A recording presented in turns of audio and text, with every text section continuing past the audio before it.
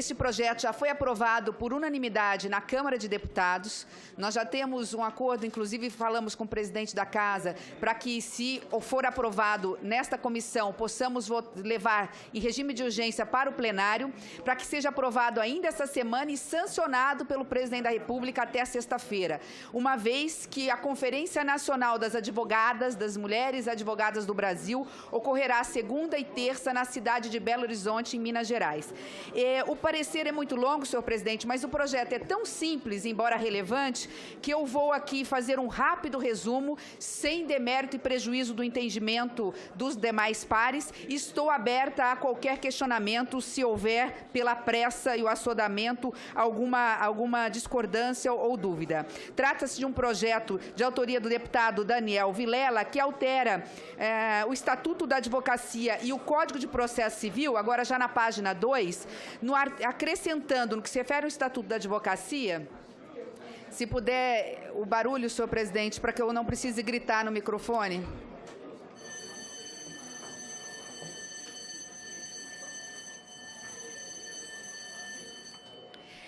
Obrigada. No âmbito do Estatuto...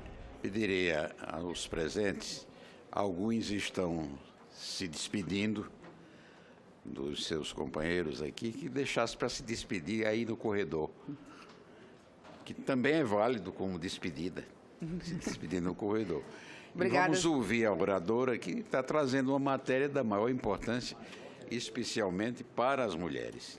Obrigada, senhor presidente. No âmbito do Estatuto da Advocacia, o projeto prevê a inserção do artigo 7A para garantir à advogada lactante e gestante alguns direitos, entre eles, especificamente, não se submeter a detectores de metais e aparelhos de raio-x nas entradas dos tribunais, o que não significa que não possa ter outro tipo de avaliação, obter a reserva de vagas nas garagens dos fóruns dos tribunais quando houver, ter acesso a creches também se houver, ou a local adequado ao atendimento das necessidades dos bebês, ter preferência na ordem de sustentações orais e audiências a serem realizadas a cada dia, mediante comprovação do estado gravídico, e, por fim, obter a suspensão dos prazos processuais quando a única patrona da causa der à luz ou for adotante, desde que haja notificação por escrito ao cliente. Aqui já adiantando em relação ao parecer, essa suspensão seria de 30 dias.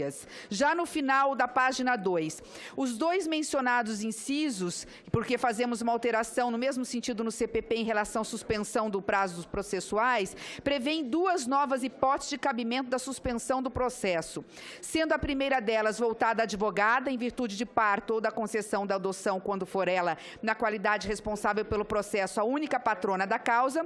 No que tange a segunda hipótese, suspensão, volta-se em benefício do advogado, a ocorrer quando ele for pai, sendo o único patrono da causa. Nesse caso, a suspensão, o prazo é de 8 dias. Já na página 3, no final, na última linha, a matéria não foram oferecidas emendas no prazo regimental. Da análise, página 4, não vimos nenhum óbice de natureza constitucional, jurídica, legal. Portanto, entrando no mérito, já no final da página 4, vemos como inegável a importância e relevância desta matéria. No último parágrafo, as dificuldades em relação hoje às mães e pais profissionais liberais, elas são muito grandes. Essas dificuldades se tornam emblemáticas e muitas vezes evidentes no caso do exercício do profissional liberal da advocacia, pois a perda dos prazos processuais peremptórios acaba por criar uma série de dificuldades, podendo acarretar prejuízos muitas vezes irreparáveis para a parte, principal interessada em qualquer processo, mas também para a advogada, que de uma hora para outra se vê às voltas com questões muitas vezes complicadas da gravidez, seguidas das importantes questões relacionadas ao parto e suas consequências. Já na página 5, senhor presidente, são evidentes as desvantagens que a parte leva quando a advogada torna-se mãe, sendo a única patrona da causa e sem ter como subestabelecer para um colega, sobretudo nos pequenos municípios, onde geralmente os escritórios de advocacia contam apenas com um advogado.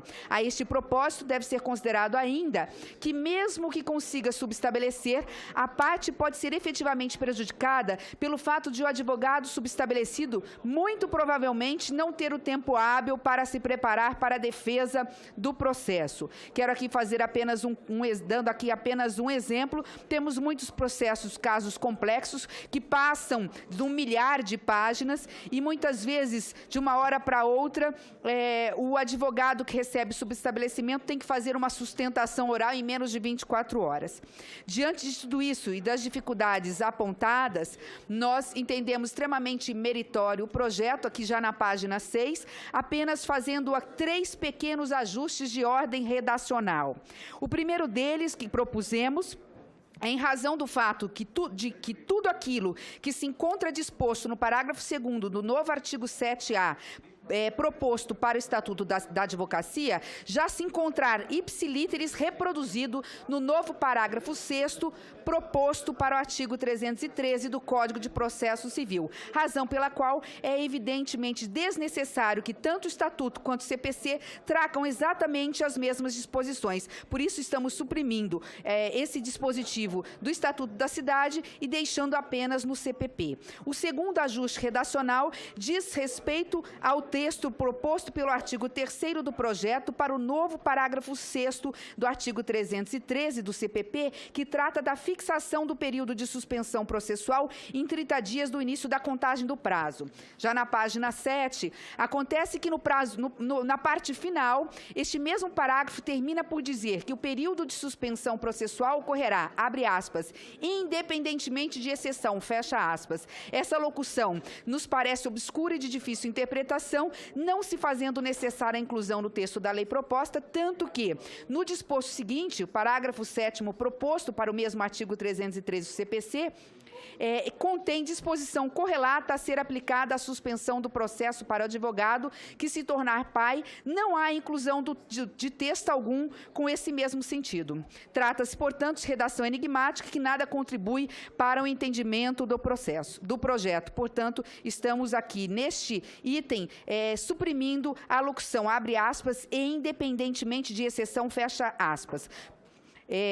Já na página 8ª, indo para o último ajuste redacional, este diz respeito à omissão verificada no parágrafo 7º do artigo 313 do CPP, proposto pelo artigo 3º do projeto, onde, por lapso, deixaram de ser previstas as condições para a concessão da suspensão do processo para o advogado que se tornar pai em virtude da adoção, ficando apenas a menção ao parto, em dissonância com o parágrafo 6º do mesmo artigo, no qual deveria o parágrafo 7º se espelhar, que trata das condições para a suspensão do processo da advogada que se torna mãe, tendo em vista que, tal como a advogada, o advogado que tornar-se pai, tanto em virtude de parto da mãe e seu filho natural, quanto pela adoção. Portanto, senhor presidente, são apenas ajustes redacionais. Indo ao voto, ante o exposto, nosso voto é pela constitucionalidade, juridicidade, regimentalidade do PLC número 62/2016 e, no mérito, pela sua aprovação, acrescidos das 3 emendas de redação. É o nosso voto, senhor presidente, já de antemão, agradecendo a Vossa Excelência por ter colocado de pronto, atendendo ao pleito das advogadas do Brasil, este parecer na pauta da CCJ de hoje. Agradecer Vossa Excelência mais uma vez por ter permutado o próximo item da pauta, que era de Vossa Excelência. Agradecer os senhores senadores que permaneceram até este momento nesta plenária e, de uma forma muito especial, a compreensão do senador Hélio José de que qualquer alteração a esse texto, por mais meritória que fosse, e a proposta e ideia do senador Hélio José é muito bem-vinda, faria com que o projeto voltasse para a Câmara, o que significa que a retirada da emenda do senador Hélio José nada mais é do que fruto da sua sensibilidade. E aqui já sugerindo ao senador Hélio José que apresente um projeto de lei com essa sugestão que ele apresentou ao projeto que ele mesmo retirou. É o relatório que coloco a apreciação desta comissão, senhor presidente. Discussão com a Senador Antônio Anastasia. Muito obrigado, senhor presidente. Primeiro, queria registrar meus cumprimentos à Vossa Excelência pela sensibilidade de incluir esse tema tão importante e ter permutado para a deliberação. E cumprimentar de modo muito rápido a eminente senadora Simone Tebet pelo brilhante relatório. Aliás, não era de outra espécie que nós esperávamos no seu trabalho. Numa matéria tão importante, e ela, com a sensibilidade de advogada e de mulher, soube acolher tão bem a iniciativa do deputado Daniel Vilela, do Estado de Goiás. Portanto, parabéns, senadora Simone, parabéns às advogadas de nosso Brasil, e fico feliz que a festa será na capital de meu estado, Belo Horizonte, onde todas serão acolhidas no seu evento nacional. Muito obrigado. Senhor presidente, pela ordem. Continua facultada a palavra. Senhor presidente. Senador Hélio José. Gostaria de cumprimentar Vossa Excelência, senhor presidente, bem como o nosso vice-presidente da comissão, José Pimentel. Tive que deixar rapidamente aqui a comissão, porque estava tendo uma outra reunião da Comissão de Obras Inacabadas. No outro assunto que eu estava inscrito, só queria comentar que concordo com várias justificativas com relação à questão do sofrimento dos animais, mas também não podemos conter um esporte nacional tão importante que é a vaquejada. Temos sim que fazer o regramento necessário para poupar de qualquer sofrimento. Por isso que sou favorável à PEC e com certeza estarei junto. Brasília é uma das maiores cidades nordestinas do Brasil e a tradição da vaquejada tem muito aqui em Brasília e por isso eu não posso ser contra aquela questão. Com relação a esse projeto, senhor presidente, eu quero cumprimentar de forma efusiva a nossa nobre advogada Simone Tebet, relatora desse projeto, o meu querido deputado Daniel Vilela, que eu tenho orgulho de pertencer ao mesmo partido também do PMDB do Estado de Goiás, o autor desse importante projeto, e registrar, Excelência, que esse projeto de lei originou em um triste episódio sofrido pela atual vice-presidente da OAB-DF, a nossa querida advogada Daniela Teixeira, que após esperar 6 horas para fazer uma sustentação oral no tribunal, saiu de lá para o hospital e teve uma filha prematura extrema, que pesava apenas 1 quilo. Ficaram 61 dias na UTI, tanto a nossa querida Daniela Teixeira quanto a sua filhinha. O presidente Ibanez fez o texto do projeto de lei, auxiliado em uma reunião que contou com a presença de 400 advogados, e o nosso nobre deputado Daniel Vilela acatou esse texto e encaminhou. Este é o texto que está em votação hoje e é fruto de consenso entre as 27 OABs do Brasil e do trabalho intenso da Comissão Nacional da Mulher Advogada do Conselho Federal. Eu recebi, nobre senhor presidente, o pedido do diretor Ibanez Rocha e tanto da vice-presidente Daniela Teixeira, com consonância aos 27 OABs, que falaram em nome do Conselho Federal da OAB de que a emenda fosse retirada para que o projeto de lei de consenso entre as OABs do Brasil seja aprovado ainda este ano, no fato hoje, né?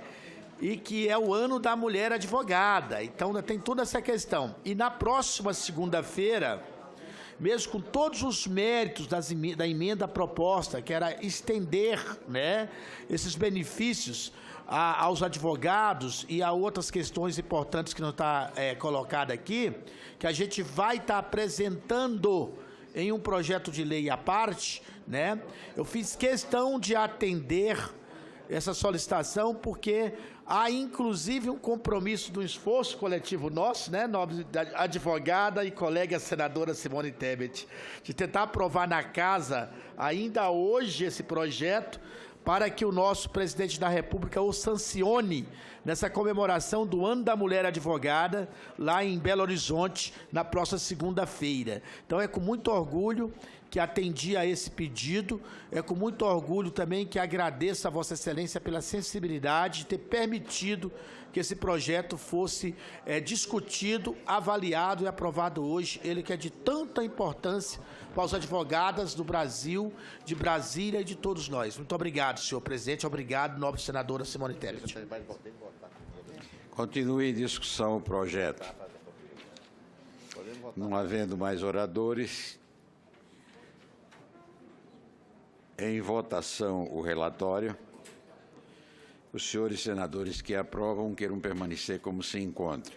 Aprovado o relatório, que passa a constituir que passa a constituir parecer da comissão favorável ao projeto, com as emendas de redação números 2 CCJ, 4 CCJ, aliás, deixa eu retificar, as emendas de redação de números 2 CCJ a 4 CCJ, a matéria vai ao plenário.